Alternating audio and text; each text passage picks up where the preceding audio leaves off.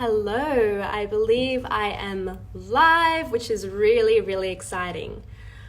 I am unbelievably over the moon for the conversation that I'm about to have. For me, this is a really powerful and important person who's been on my journey since the very beginning.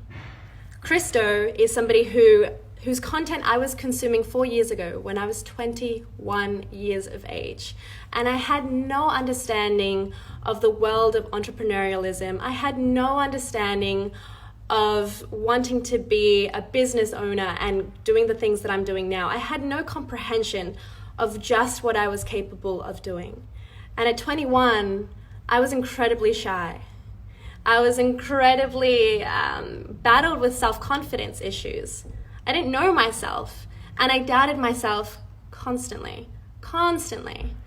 And so Chris's work was really an eye-opening thing for me, because in many ways it opened the possibilities of creating a life that you really love for the first time.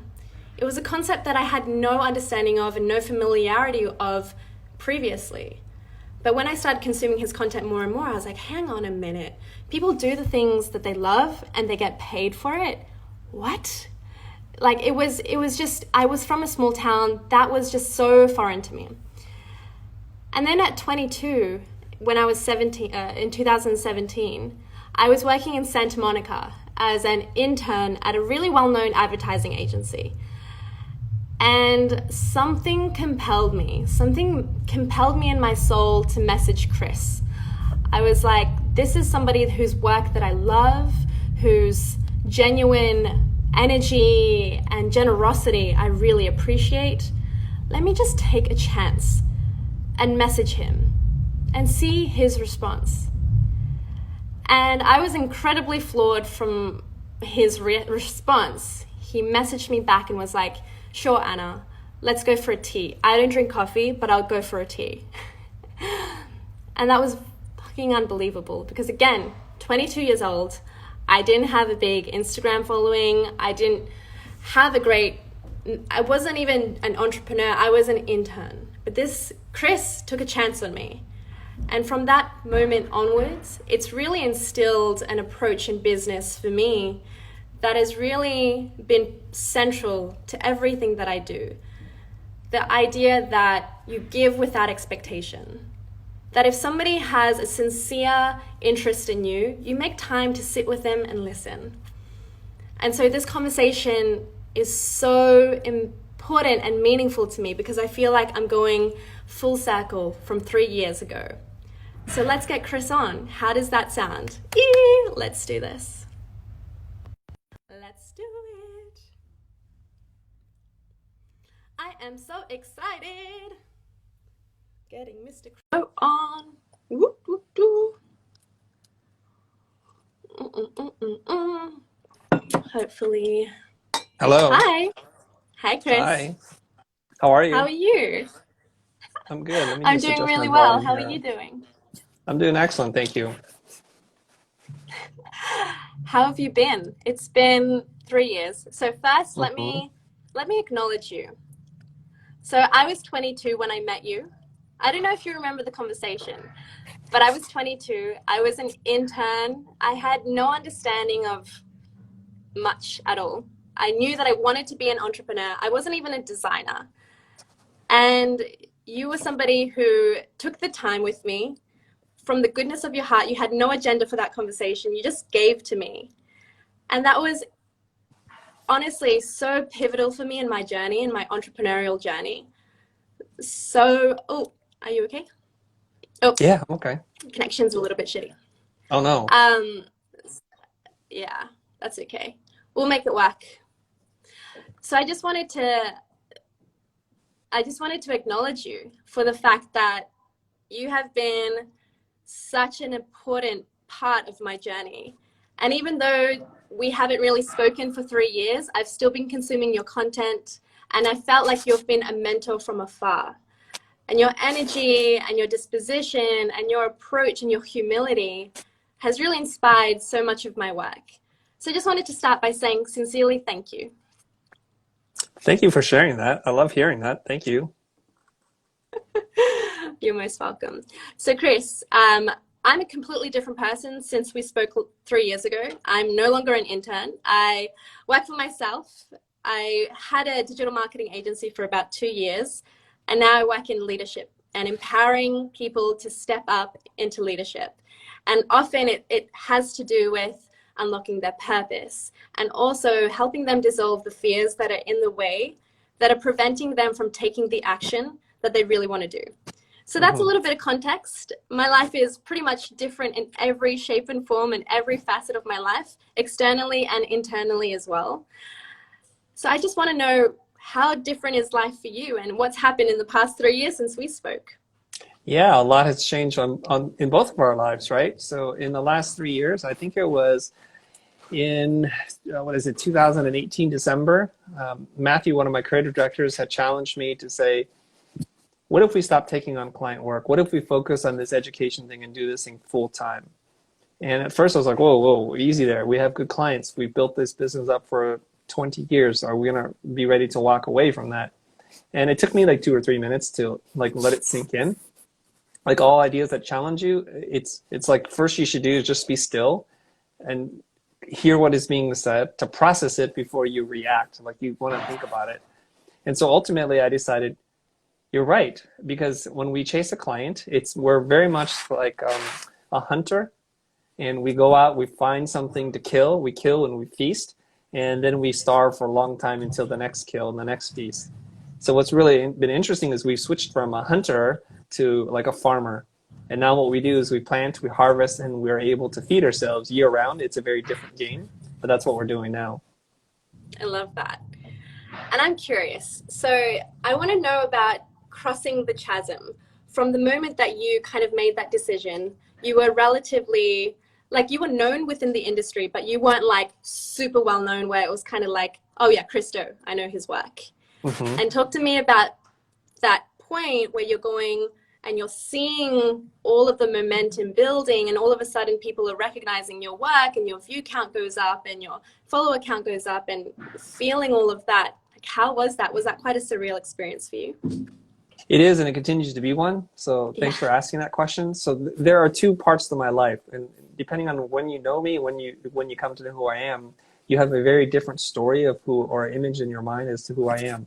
If you knew me back from the 90s, the mid to late 90s, you would say like he's a graphic designer, he's a motion graphics artist, and he's able to direct and produce really incredible work for commercials and music videos. And within a very small circle, that was the reputation that we built. So we worked with some of the biggest brands and bands in the world, including Coldplay, Gnarls Barkley, Justin Timberlake, and companies like Microsoft, Xbox, PlayStation, etc. But then we're stepping our toes into a brand new world, a world where nobody knows us, which is the world of the internet, on social media, on YouTube, creating content. And to this day, people are like, who is this guy and what has he done? It's always the question that we get. Like they think everybody that's on YouTube, that's a prolific creator, has some shady background, and it's no. I've plugged away for this at this for over 20 years. This is where the experience comes from, and I've been coached and I've been teaching for 15 years. So we make this transition over, and it's not one of these overnight success stories. You work on it for years, and eventually you start to find your voice, get comfortable in front of the cameras, you may know, and then you connect with people. And then now it's been a pretty amazing transformation, because I said to my wife one time, this was many years ago, one of my dreams is to travel the world, but to have other people pay for it.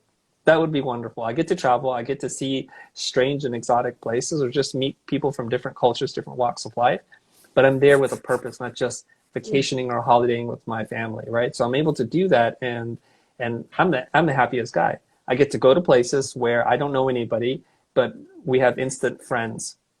And that's really Mm. cool. So it's been wonderful. And my kids still are not quite sure what's happening to dad, because dad is not that cool, and they have Yeah. their people who they follow. And so when we're out and about and somebody says, hey, I know you, I watch your show and I appreciate what you've done for me in my life. And they're like, why is he talking to you? Why is she saying this? And it Yeah. happens in the strangest of places. Mm. There's a there's two avenues that I could go right now, and Hmm. I'm just gonna go with the safe one first, and then we can Okay. delve more into like the personal one. Um, So Stephen Covey talks about leadership as, in one word, it's influence. And obviously you've built that. You've really started to like step up, and obviously you recognize the importance of presenting in a certain way, and having certain conversations. But I want to know, like, what have you done to really build your influence? I think the first thing that you have to do to build your influence is you have to put yourself out there. And you can gain Yes. influence by a lot of different ways, but the thing that holds back most creative people is the self-doubt, the insecurity, the Yeah. imposter syndrome, the need to be perfect. All those things conspire against you, and you think that if you share what it is that you know, that you'll create clones of yourself, so you get really scared about that too, because you're operating under a scarcity mindset. So the first step, the hardest step, is just to take the step, and that's it. And once you put something out there and you do it in the spirit of generosity, trying to give something to somebody, not to sell to them, then they'll respond, and you're going to find a little bit of an audience, and they're going to say, I like more of this and a little less of that. And if enough of them say that, you start to say, like, I see, of the entirety of the totality of who I am and what I can share with the world, this is really what they want. In this corner of the universe, this is who I'm going to be for them. I'm going to show up just like you're a different person to your children, to your spouse, to your friends, to strangers. You're a different person online. It's a part of who you are, but you give people what they want. And then after you show up consistently without expectations, something wonderful happens. It's like a relationship is developed. And it's pretty cool. A dialogue starts to happen. And I really do enjoy that. Yeah. And that's what I see really strong within you, is that I don't see significance as the primary driver for the work that you do. I see it as contribution and genuine, just wanting to give and going, guys, like, I've done the work. I've unlocked the missing puzzle pieces that you might not have. Please, like, let me show you. And I think consistently in your content, it's always so much giving back. And that's what I love about you. And I sincerely hope that my audience like really delves into your work, because it's phenomenal, and it's not exclusively just for a designer. I'm not a designer. I'm a leadership coach, but I get so much out of your work. So also, I just wanted to continue on that tangent with when it comes to your influence, and obviously you've got that persona and you've got a bit of, yeah, you're showing up a bit differently. When those moments of self-doubt come, and they would all of the time, like, how did you continue going and pushing through? Yeah, I think like everything, the self-doubt mostly happens inside your head. And the only way I know how to get through that is through repeated exposure. It's this horrible thing that we have inside our head, the negative self-talk. And we start to say to ourselves, well, nobody cares. What do I know? And who am I to be qualified to be giving this kind of information? And I'm exposing myself, and in all kinds of horrible ways. And the only way I know how to overcome that is to repeatedly expose yourself to the things that you're most afraid of. I'll give you an example to make it super real. Like, I like sushi, but I didn't always like sushi. And I remember one time when I was at a restaurant in college with my friends, I ordered a sushi plate, and what came out was like mostly raw fish. And I was like, who ordered this? They're like, you ordered it. And then I'm like, I have to eat all this? And I'm a broke college student, so I think I've ordered this $26 plate of food. I better eat this because this is a lot, there's a lot of money for me.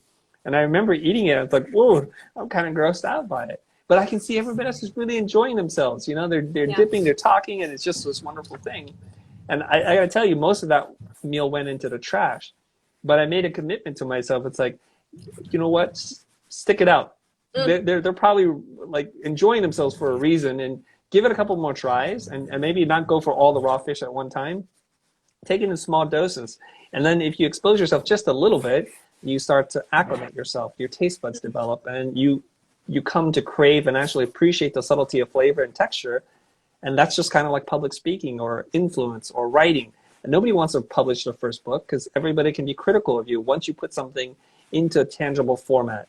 So write the first chapter, write the first paragraph, do something and put it out there, and you'll realize that you're going to help people more than people are going to hate you for doing it.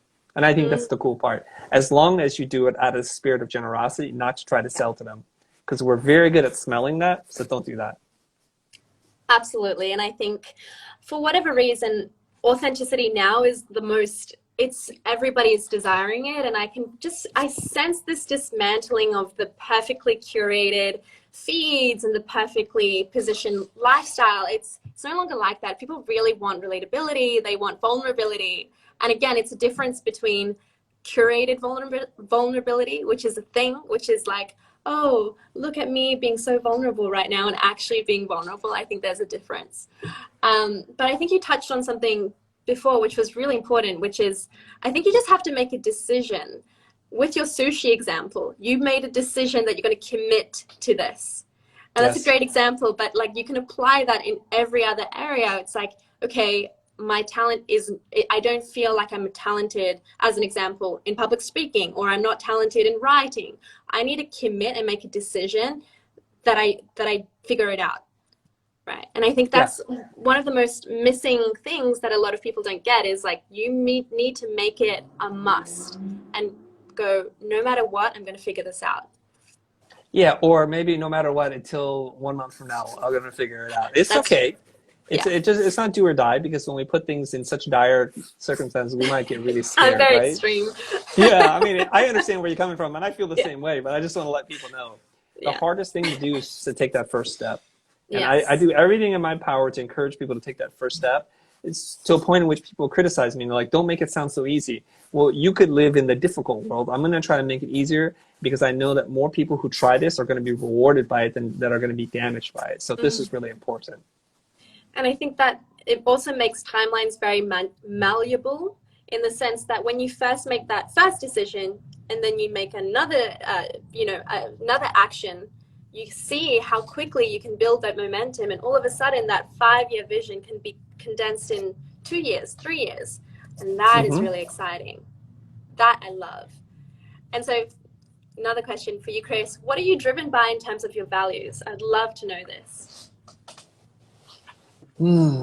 Okay, so this I'm going to take a step back here. I'm going to say that I've been very fortunate to have a very successful and lucrative career, combined with just being sensible and conservative with how I spend money. I'm not living beyond my means, and so I've been able to acquire things in my life that I never thought I would have. I have a lovely home, a company, an office space to go to, employees.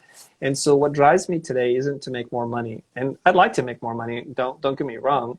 And but I want to like figure out how I can help people ease their pain. And if I can do that, if I can just shave 2 years off your suffering, 1 month off your suffering, or to help you get through a rough patch in your life because you're feeling really blue right now, blue in the sense that you've had some bad interactions with clients, somebody's not paid you for work that you've done, somebody's gone above and beyond to insult you personally, and you're feeling really vulnerable at this point. I think every once in a while we need to hear from somebody that we trust and that we like. And if I'm not that person for you, you need to find somebody like that in your life to kind of look right at the camera and say to you, you know what, these tough times don't last, but you will make it through this. You will make it through this, and I'm here for you. And we've all gone through this, that life isn't perfect. And I'm not trying to do this out of a place of false modesty or manufactured vulnerability, because I think we can see that too. It's like, oh, I see what you're doing. It's virtue signaling, right? It's the same idea. It's like, oh, I want to make sure you guys all think I'm this way. And that's, nobody wants that. It's fake. Let's just call it for what it is. It's totally fake, and you're trying to get a reaction or to win people over. I would rather have you come across as a jerk, because that's really who you are, than to fake to being sensitive or vulnerable, because at least you're being true to yourself. I love that.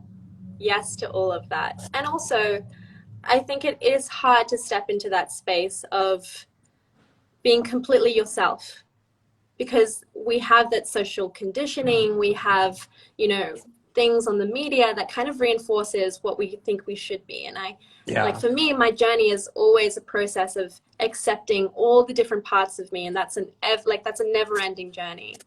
Um, and I think for me, at least, the best way that I've done that is, like you said, continue doing the thing that you're afraid of most, and realizing if and when that criticism does come, it doesn't kill you, and it doesn't reflect on your character. Perhaps you made mistakes, perhaps you didn't do things the right way, but it doesn't mean you're a bad person. And that's really given me a lot of confidence. So yeah, how did you step into that authentic confidence where it was just like, you know what, this is who I am, and I'm going to be unapologetic about that. Hmm. I'll make an analogy for you, and maybe this will help. And if it doesn't, you challenge me and push back, okay? Yeah. If you're at an art show and you walk by a table, and on one side of the table is a stack of prints, on the other side is a stack of prints. It's the same design. One was spit out by an inkjet printer or laser printer, and the other was either hand drawn, hand colored, or silkscreen. And you get to determine the price. Which one is more valuable to you? The one that's digitally perfect, manufactured to be exactly the way it's supposed to be from print to print. There's no irregularities, or the one that got a little smudge here, the coloring is a little off, and the ink is overlapping and bleeding in strange ways. And most of us would say, well, I prefer the hand-pulled silkscreen, or I prefer the one that was drawn or painted by the artist. One, Yeah. because there are fewer of them and scarcity is more valuable, but there's something innately human about, and very charismatic or alluring to people when it's done by human hands, and this is really important. And so if you go out into the world pretending, and we know it's pretending because nobody's perfect, you pretend that's who you are, people, it's like there's an air of inauthenticity about you, and they're not going to like that. And I think where you get your true confidence and self-acceptance is to say, I'm really good at like these 3 or 4 things, or maybe just one thing, and that's good enough for me. These other 10 things I suck at, and I'm terrible about it. You know, whatever it might be that you just don't like about yourself, if you learn to accept that as things that are just not something that you desire to change about yourself, and you're totally okay with that, you become really strong and resolute in who you are, and you're not so susceptible to, oh, well, you're not very good at drawing, are you? Well, it's like, I never said I was. You know, you're not very good at investing in the stock market. Well, again, like, I never said I was, but I'm really good at doing this one thing. And if you don't like that, that's okay. Find whoever, you know, it inspires you. That's totally cool. I'm not for everybody. Yes, I love that. I resonate. I think it's accepting that. For me as a woman, at least, I often feel like I need to do all of the things all at once and be perfect across the board in every facet of my life. And I think for a really long time, I was trying to keep up that and realizing I was miserable. Like, you know, presenting to the outside world, it's perfection, wonderful confidence, but internally, it wasn't there. And it was only when my internal world, you know, I was reflecting that to the external, that I just gained this strength and courage. And it's not like I'm more out there now, or more what's the word, introverted, extroverted, not more extroverted at all. I've got this conviction in who I am and who I'm not. And I think that you really spoke really beautifully to that point. And yeah, I love that. To go on to my next point, I was just listening to a podcast that you were hosting with Matthew Essam, and you spoke about something that I love. You spoke about many things that I love, but one thing in particular, I was like, oh, I want you to like share this with my audience. And it was around the energy and investment into your personal and professional development. And so I'm somebody who is a big fan of coaches. I've been coached for 3 years, and I've really, really taken that very seriously. And I feel like it's one of the most key ingredients, and if not the biggest thing that's allowed me to accelerate in my journey and my growth at 25 years, have a really established business, and feel very connected to purpose. I would love for you to share your journey with that and the figure that you've spent and invested in your personal and professional development. Sure. And if you, I know this is going to sound funny to a lot of people, but the people who train the trainers, the masters of the masters, they almost always say the same thing. And I think Jim Rohn said this, R-O-H-N, Jim Rohn. He said that you must work harder on your self-development than on your job if you want to go anywhere in your life, right? And what you want to do is you want to earn more than what it is that you do. Then you have to become somebody else. You have to transform yourself. And so early on in my life, my career, when we hit a little, I would even describe it as like a patch of success where we made more money than we could spend. The first thing that I did was to invest it in three people that were very expensive to me at that time. We hired a certified public accountant. He transformed our books. We hired a certified financial planner to help me figure out what to do with the money that I have, which is a good problem to have. And most importantly, I hired a business coach. I don't think he likes that term, but to most people, he's a business coach. And I worked with him for 10 plus years. I met with him once a week, every single week without fail for 10 years. And we would meet anywhere between an hour and a half to 2 hours long. And I calculated I've spent over $250,000 working with this coach. Now, people might be listening to this like, what? Why would you do that? Why would you do that? Well, Yeah. you have to understand a little bit of my story to understand why I would do something like that. First, I went to a design school, and this is a private art school where there isn't a large concentration in liberal arts and humanities. And so really, I became a very finely tuned one-trick pony. I could design past a lot of people, but when it came to marketing, business, communication, all the soft skills, negotiations, I didn't know anything. And I remember taking a marketing class and mostly sleeping through that entire class, thinking like, why would I ever need this? This is supposed to be an easy class. Well, lo and behold, you graduate, you go out there, and you come to the first painful realization, the first myth in design and creativity is that you can be successful based on the quality of your work. And the quality of your work is good if you get it right in front of the right people.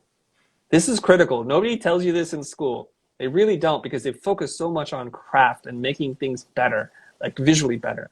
But if you can't get your work in front of the decision maker at the right time in which they need to hire somebody just like you basically have no chance. And so I had to go through this very painful self-education process of losing really big jobs, saying really dumb things in front of really big clients that I just didn't like that taste in my mouth.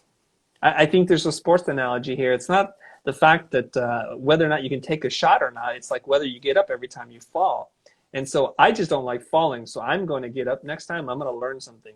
So like I said, the first chance I felt financially sound, I hired these people, and my business coach transformed my thinking, taught me about business, taught me about management, taught me about how to communicate. And he literally transformed my business. The first year that I hired him, we were doing about $2.2 million US in annual billings. And I was doing that already for a couple of years. And here I am in my early 20s still thinking, I got this game figured out.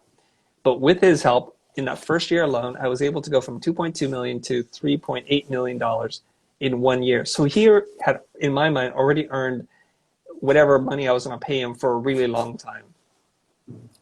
Wow. Okay. So, and I think that's such a powerful thing is you were sharing about this in the podcast is people often don't feel like they want the additional help. They want the external help. They want to do it alone. They want to go like, I know the best way to do it. Right. And there's that ego there that gets in the way of them accepting outside help when it's available to them.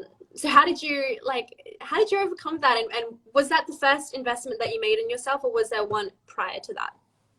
I made smaller investments, but first I want to address that feeling of how do you have this? Look, I want to say this. For some people that come from the school of hard knocks, the only way they can learn is to fall flat on their face and have scars to show for it. I get that.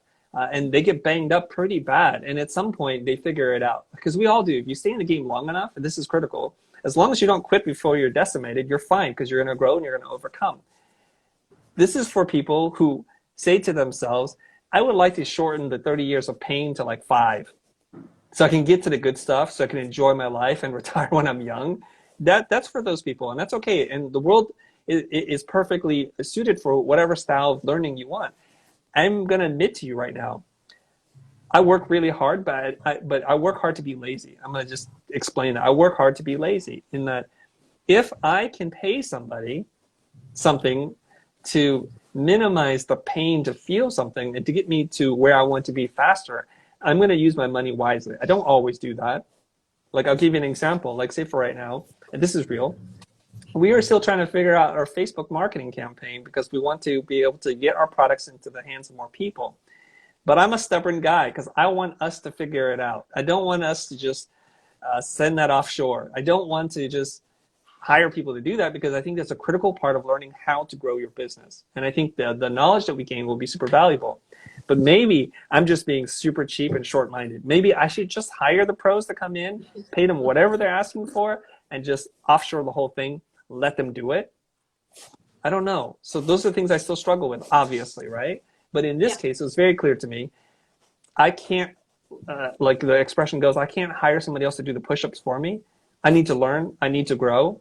And so I'm going to hire a coach and I'm going to get there. And I'm determined. Like once I set my mind on a goal, I'm like the Terminator. I just do not stop until I'm melted into a pile of ooze at that point, right? Yeah. Yeah. And I love that. And yes, that makes a lot of sense. Also, one thing that I think for me is a really pivotal part of investing in yourself isn't just for the strategy component, isn't just for somebody helping you with the utility and like do this and do this. It's more about that internal transformation. Because again, you can have all of the systems and strategy, but if you don't believe that you're worthy enough, or you don't have the mentality of someone who can actually handle making $1 million more per annum, then you're going to self-sabotage. And so that's something that I really understood is like, I get a business coach, but I'm not just learning business from her. Often business for me is such a spiritual game. It's all about getting out of my own way, the vehicle that is Anna, so that she can give back and so she can serve. And if Anna has, things going on in her personal life, or she's feeling a little bit of doubt, or all of these sort of things, it's going to manifest in my business. So I hire her so that she can ensure that I'm good, so that I can focus on the outside. And so is that something that you relate to in your own thing? Yeah, and I think there's a couple of different styles of coaching here. Like, for example, if somebody is suffering from this idea that they think humans are innately evil and bad and no good will come to them, you can sit there and you can coach their mindset, right? Or you can say, here, stand at this street corner, hold this can out with this sign. And like, why does this work? And you stand there and you hold that street corner, and strangers come up to you, they read the sign, they smile, and they put money in your can. And then it starts to change your idea. It's like, this is a direct confrontation of this long-held belief of yours that people are innately evil and don't care about other people, and that you're not deserving or worthy of help. So you can say, do this action, and sometimes people work well with that, which is how my coach worked with me. And then the mindset, the story that you tell yourself changes, or you can work on the story and change that. And it depends on the individual and the style of the coach. And I'm going to share with your audience right now, and people are asking this question, I don't know if you're able to see it, Anna, which is this going to be saved for later? Yes. They want to know. Okay, so we'll put people at ease there. This will be saved. Okay. I'm going to share with you one piece of information that my coach shared with me that allowed me to transform my business to double my revenue in 1 year, okay? And not just a little bit, like I said, from $2.2 million to $3.8 million. Here's what he told me. When you're talking to potential prospective clients, say what you think. Just say what you think, because inside of our mind is all these questions, but we're afraid to speak these things. And then we're left guessing as to, well, I wonder what they would have said if I just asked that. And this sounds ridiculously, stupidly simple, but the best advice is something like that. So let me give you an example of what he meant. So when we're in a conference call where we're talking mid six-figure jobs are on the line based on one call, ask them, how would they make the decision as to who to hire? Now, believe it or not, before he told me it was okay to ask these kinds of questions, I would never ask it. I thought it was rude. I thought it was crass, and I was an unskilled communicator by directly asking somebody what it is that I wanted to know. I would beat around the bush. I would hint at the edges, and I may get it, I may not. And we lost a lot of jobs prior to that moment in time. He just gave me the courage to say what I think and gave me a couple of tools on how to phrase things so it didn't sound as horrible as it does in my mind. And just by doing that, the client on the other side is sitting there thinking, well, I've done 14 calls today.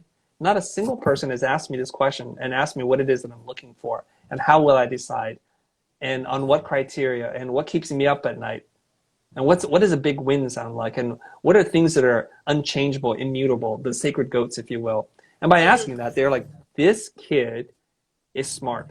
And the cool part is, I'm not smart. I'm just asking questions because I want to know what you think.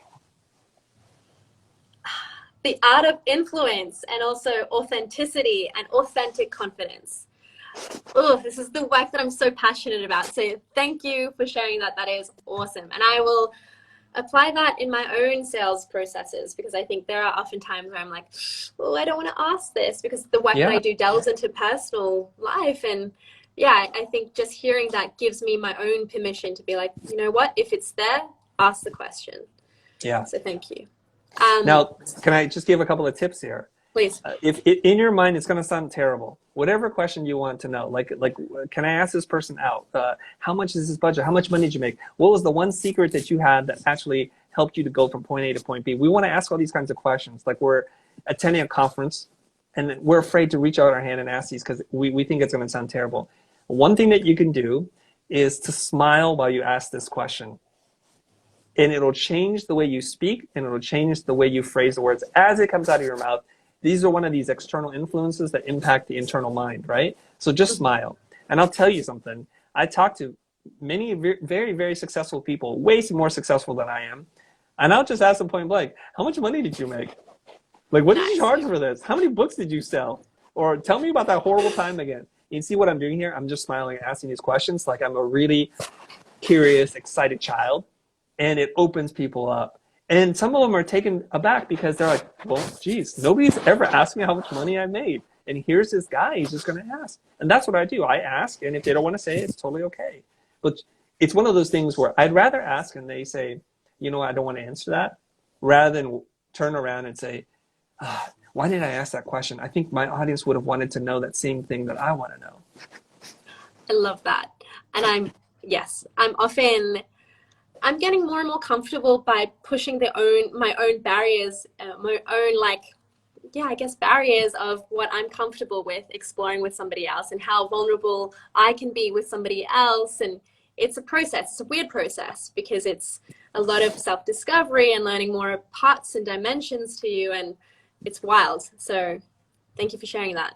I just wanted to get your perspective on something. So I'm a leadership coach. So what that looks like is I empower people to lead. And I teach it because I need it. And what I mean by that is I often don't feel courageous. I often don't feel ready for leadership. It's something that by empowering others, I empower myself. Does that resonate to you? Do you feel that sometimes you, by empowering others, you do that for yourself and you give yourself that confidence? Yeah, I think so. And I think many therapists would say the same thing. Like they help other people repair their relationships, yet their relationships are not perfect. Because we can be very objective, obviously, when we're looking at somebody else and we can help them. And we get pleasure and we get financial reward for doing that. And it's wonderful. This is why there are coaches that help people that are more successful than them. And that seems like a strange concept, right? Jeff Bezos is probably the world's richest man at this point in time. I'm sure he has a whole group of consultants, advisors, and therapists who are not nearly worth 1/100,000th of what he's worth. Yet he's getting them to help him with very specific things. I don't know if you know this or not, but Jeff Bezos wasn't always as ripped as he is today. Like he was your typical tech entrepreneur, and he had the body that reflected one. But if you've seen any of the recent pictures of him in the last couple of years, he has got jacked arms and a jacked body. So for the one part about nutrition and fitness, he's going to somebody that knows a lot about that, who is not more successful than him, but knows a lot about one thing and can help him get there. And I think that's really critical. So you get joy out of helping other people, and you feel by empowering them, you're sharing a little bit of your gift. And when they succeed and win, you feel like a little piece of you won. It is like your professional children, if you will. And you can be proud of them. And you can say like, look, I can't take credit for everything, but when they were stuck with this one thing, a little adjustment of 2 degrees here, 4 inches deeper in this category, and then they've had wild success. And you get to know that, yes, you played some role in that, and it feels wonderful. Yeah, exactly. It does feel wonderful, and seeing people just transform in front of me, sometimes I'm like, oh, it works. The work that I do is like really powerful, and it's great to see that. My question for you, Chris, I think it's the second last question that I have for you. With all of the success and all of the accolades that you have generated over your time, where is the area in your life that you still experience shyness or timidness or intimidation? I still get jitters when I go on stage. I'm not going to lie. And anybody that's been a speaker who sees me backstage, they're going to say to themselves, that dude is weird. I don't want to be around that guy. And he's such a head case. And it's because I have to go through this whole mental preparation to psych myself up to stand on a stage, which is not my normal state of mind. And I'm not ready for that. I'm a classic extreme introvert, very shy, most of my life afraid to look at people in the eye, to jumping on stage in front of sometimes thousands of people. and trying to give them my best at that moment. And it gets a little weird. And I want to apologize to everybody who's ever seen me before I go on stage, because they're like, why is that guy in a weird corner mumbling to himself? Just where is his headspace right now? Why doesn't he participate in the talks? It's mostly because I'm still figuring out what the heck am I going to say? How am I going to do this? How will I begin the talk? And luckily, through repeated exposure, that painful experience has gotten smaller, and it's gotten a little bit easier each time. Every once in a while, I'm actually pretty comfortable getting up there, but the first 5 minutes are deadly, and the 30 minutes behind, like in backstage, are just dreadful, I have to tell you. Wow. That's really great to know. Do you know? Because I think a lot of people are so inspired by you, clearly, and they see you as the Christo who has so much conviction in his words and so much certainty. And it's great to know that you're human. You also share your doubts and insecurities. I'm just part cyborg. Okay. Yes. I love that. Thank you for sharing that. I really appreciate it. So to conclude, Chris, I would love to ask you, because my audience is a bit younger, they're probably either in a position where they have just started their business, or they're thinking of transitioning out and creating something on their own. And they have, often the people I speak with have these ambitious dreams for impact that they want to create with their life. But they have those fears and those doubts and those insecurities that do kind of prevent them every so often, perhaps the majority of the time. So what's the thing that you would like to say to them to remind them of, to keep going through those moments? Yeah, sometimes it does help to think in a binary way. And this is one of those times where you can make two lists of things that you have to gain and things that you have to lose. And you get to tear that list in half and say, which list do I want? I'm going to pursue one or the other. And if one hurts more than the other, you may decide to summon up the courage to do the thing that you need to do. So for example, let's just stick on this subject of public speaking. So you make a list, like, what do I have to gain from public speaking? Well, it's a new experience. I'm going to meet some really great people. At least my flight was paid for, and I get to go to a city I've never been. And I have the chance and opportunity to impact one person's life, and that's all I'm trying to do, just the one person. Well, what do I have to lose? When you go down that list and you just sit there and weigh it.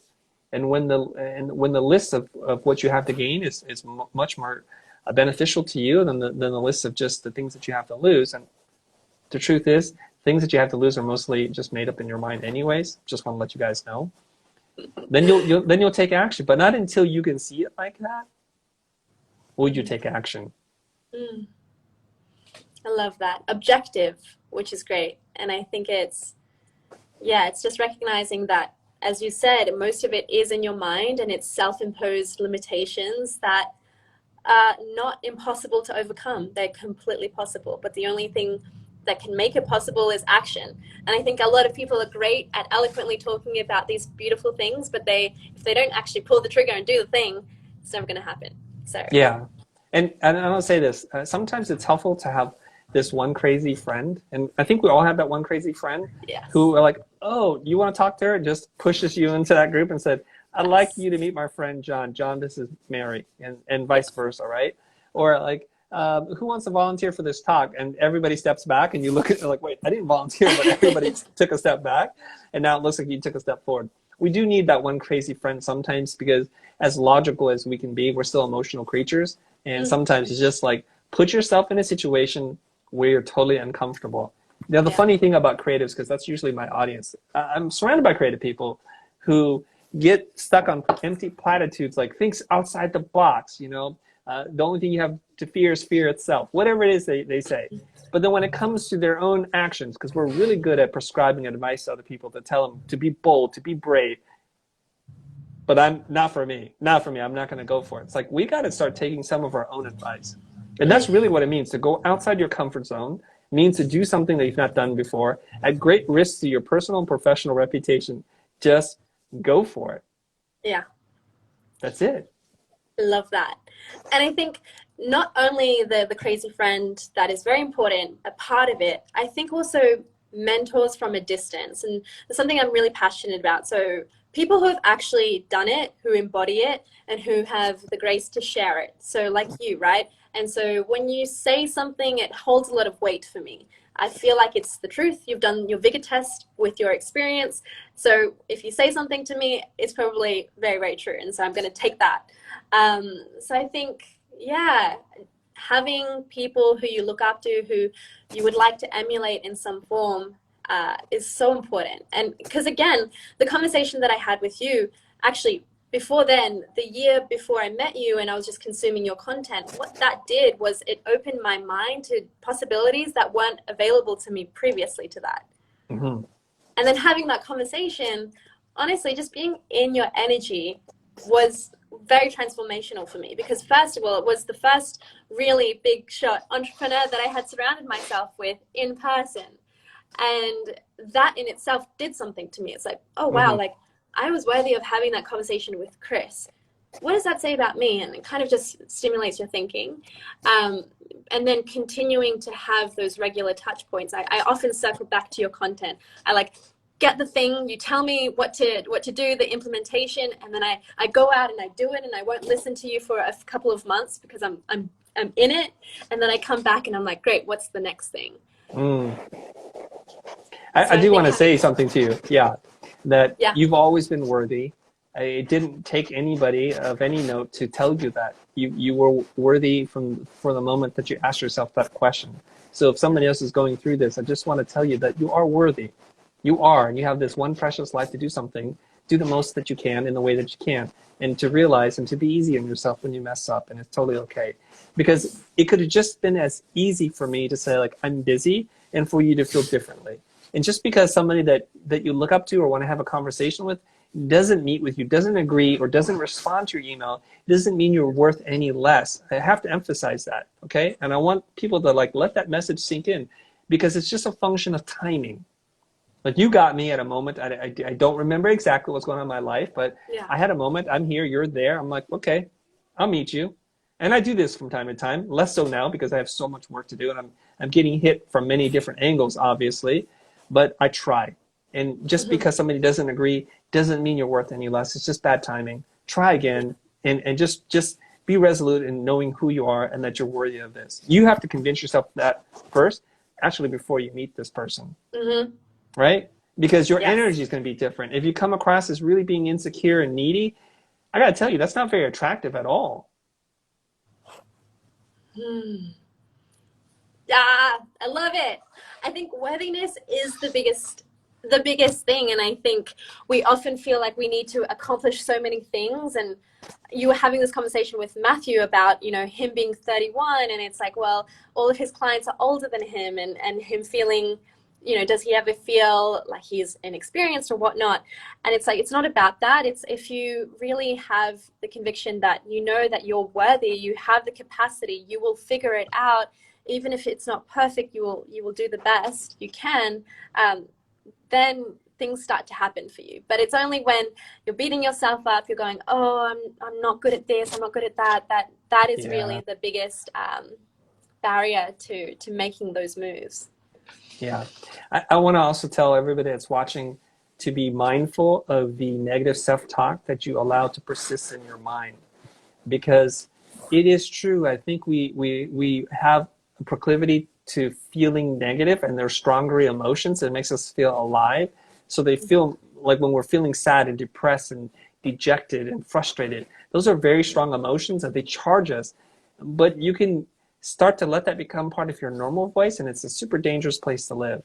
Whereas voices of like gratitude and self-acceptance and self-love, they tend to be so far and few between that they become quite foreign voices in our head.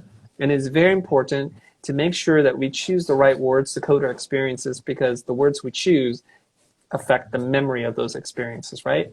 Like when somebody hits you in a car accident, you have a pretty strong negative emotion. Like your life was interrupted, somebody was careless, not paying attention. So there's a lot of strong emotions there, and they tend to fester and linger in your mind. The way I like to describe it is this. It's like, I know this is going to sound a little cheesy, you guys. You know, when you have a headache, what do they say? Like, rub your temples, right? It's acupressure, and it'll help to alleviate some of the headache feeling. But if you look at this and you call it, this is your temple, and you would not walk into a temple eating potato chips with dirty shoes and speaking loudly with your Walkman blasting or whatever it is. I'm dating myself there by calling it a Walkman, your MP3 player, right? You wouldn't do that. You would wash your hands, you would take your shoes off, you would be silenced, and you would kind of act differently. If you ever go to a temple, this is how people behave, and you instantly click from outside loud, a rambunctious attitude to like quiet, solemnness, and contemplative, and of a mindset of peace. And this is what you should do. So the thoughts that enter your mind should have that same respect for your mind as a temple. And I think that's really important to start to think of it like that. We use words very carelessly to describe the things that we're feeling. So it's like, oh, I didn't get all my work done today. I was like being lazy. That seems pretty innocent. And I don't want to jump on people for saying that, but then it's like, why do you describe you needing a break to recharge your batteries as coding that's lazy, and then to use that to beat yourself up? That's a really harmful way of talking to yourself. I would not allow that to exist in my brain. The instant I recognize it, I start to say like, wait, step back. What am I seeing? What's happening here? Is this something that I want to allow to inhabit my mental headspace? And the answer almost always is no. See you later. I love that. And I think also it can be so simple as to when someone asks you, how are you? Saying something like, oh, I'm okay, or not too bad, or can't complain, or yeah, all right. It's the same sort of thing, right? And it's that reinforcement. And I really focus on language with my clients, because how you speak and how you, what your words are to the external world is what you create for your life. So if you're always saying, oh, I'm okay, I'm right, nothing too exciting is going on, that's the reality that you are creating and coding for yourself. And so I really recognize that as such an important part of it. And then the self-talk as well. And gosh, it is hard sometimes when you go into that spiral of negativity, and you're kind of focusing, and it gets worse and worse. What is something that you do that breaks that cycle of negativity? Oh, there's a lot of little exercises that you're going to need to do. We're not going to be able to solve in the few minutes remaining here, but I'll give you one example. It's going to be in the form of a story, okay? I find that today I'm in a pretty good place, but I'm around people who aren't always in a good place. I'll give you an example. My son, he doesn't have a lot of chores, and we think it's important for him to have some responsibilities besides playing video games all day. So we say to him, you need to take the trash out. And he goes, do I have to? And I said, I want you to change this narrative. You don't have to do anything. I think you get to. You get to take out the trash, because you get to have a house where you have food and you have clothing that's warm and you're taken care of, that nobody abuses you, that you have things put into the trash to begin with, because there are people who have nothing to trash because they have nothing. So you need to recode this experience as not to have to, but you get to. And if you start to talk to yourself like that, you can start to reprogram things. Like, you're alive. You get to even wonder if this is your job and your responsibility, where other people your age might be working out in the field in unsafe conditions. That's what they have to do. You get to do this. I love that. And I often say, I often have that reframe within myself. It's like, something's bothering me at work, and it's like, oh, I have to do this, I have to do that. It's like, no, Anna, I get to, and what an honor and a privilege. I really love that reframe. I'll add to that as well, and something that I find really, really important for me, and my non-negotiable part of my day is journaling. I don't know if you journal, but yeah, it's something that allows me to make sense of the emotional streams of consciousness, and it just helps you kind of logically make sense of those thoughts. And I find if I have something going on and I'm trying to solve a problem, through the practice of journaling, I actually get to the solution, because I'm making logical sense of my emotions, which are not logical. So you do something like that as well? Yeah, I want to tell you two things that people ask me quite a bit about, which is, do I meditate and do I journal? Yes. And the answer is yes, no, yes, something like that. I don't meditate in the way that people think of meditation, where I don't make a conscious act to be aware of my thoughts and kind of understand what it is I'm seeing and processing. I do that in real time. It happens all the time. I think about the things I think about. I think about how I'm reacting in the moment, and I try as best as I can to be objective and to be detached from what's happening around me, so I can see things clearly. That's really important to me. Number two, I don't journal in the sense that I don't have a notebook or a document where I keep all my thoughts. I journal in public. I tweet. I sit there and I answer comments. So I'm journaling in public all the time, and I'm capturing my sentiment. And some people will say, that's really raw. You didn't phrase that well. Well, they misunderstood that thought wasn't for you. It was for me. I just happened to be journaling in public. I love that. And that exactly is why I love Instagram so much, because it's so much more about the aesthetic for me. The aesthetic allows me to capture attention, but it's the copy where it feels almost sometimes a confessional, and it feels like my creative expression and through the form of writing, that I really allow myself to dig into those deeper parts of me. And yeah, so I'm glad you shared that, because that's the exact sentiment that I have towards social media as a whole. So Yeah. amazing. I'm glad you brought that up, because you just reminded me of something, a feeling I had just the other day. So I put together an Instagram carousel, and it was late at night, and I told myself I needed to do it. And I posted early the next day, and I didn't do my usual rigor of checking image alignment, and then you didn't read it like 10 times. And so somebody had written there 400 comments later, you have a typo. I'm like, oh, shoot, I don't have a typo. And I started rereading every slide, like, where is this typo? And then I found it. It was like a grammar thing. And I felt really embarrassed for a hot minute. And I was really kind of like, you stupid, you idiot. The negative self-talk starts kicking in. I was like, should I delete it, whatever? And then I just remind myself, who cares? Who cares? This is me journaling. And we don't sit there and beat ourselves up over our private thoughts. We get to write in our journal. It's just for us. If we start acting like that, we're not perfect. It has mistakes. I fixed it for something else, but I'm not going to go back and beat myself up over that. So that's really critical.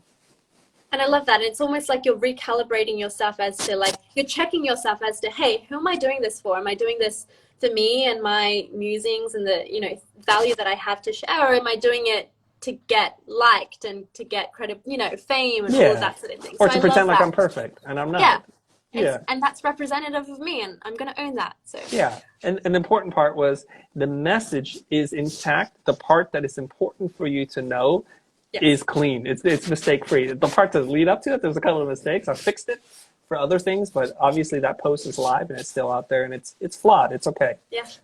I'm gonna have to live with humans. We're flawed Sometimes humans, we are. and that's cool. Final question, because I know you have gone way over time, and thank you so much again for your generosity. Very important question. I expect you to, ponder and deliberate. My question, Chris, when are you coming to Australia? Back to Australia. Back to Australia. When the world is open up again, I would love to come back to Australia. And I enjoyed my time there last time. And I was supposed to come back this year, as well as many other locations I've never been to. And of course, we're all kind of suffering through this thing together. But once we put this thing behind us, I think we'll be much happier to see each other. And I can't wait to run up on stage. It's like, man, how good does this feel right now that we're here in the same room, elbow to elbow, without a mask on, without worrying about whether or not you're going to die from this thing. And when did you think the last time was, I'm going to be grateful for falling asleep in a room with strangers? How cool is that? We're back. So we have something to be grateful for. See, we get to look forward to that. We get to suffer through that. Yes. I love that. And I'm really looking forward to when I get to see you and get to see you on stage in Sydney or Brisbane or wherever you decide to go. I will be there, Chris. And I just want to thank you once again for this amazing conversation. And thank you for being so generous with your time. I got a lot out of it. I'm going to be rewatching and taking notes. I wasn't able to take notes through this conversation, but I'll definitely be doing that. And thank you so much for everything. It's my pleasure. And it's great to catch up with you 3 years after. I know. Maybe we'll have to do this again in 3 years' time. Let's look forward to it, 2023. If not sooner. Yeah, if not sooner. Awesome, Chris. Thank you. So much love to you, and I will see you online very soon. Bye, everybody. Bye. Bye, everyone.